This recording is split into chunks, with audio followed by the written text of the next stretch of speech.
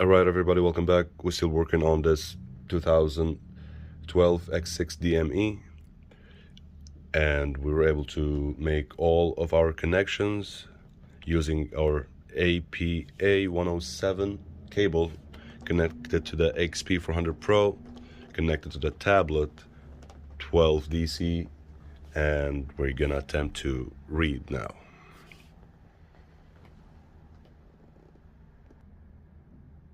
Here we go, it's reading, light is flashing. Basically, we're gonna save this file, write down on the DME from the donor vehicle, and the next step will be renewing CAS, but we're getting to that. And here's our file, everything looks good. I'm gonna save and go to the next step.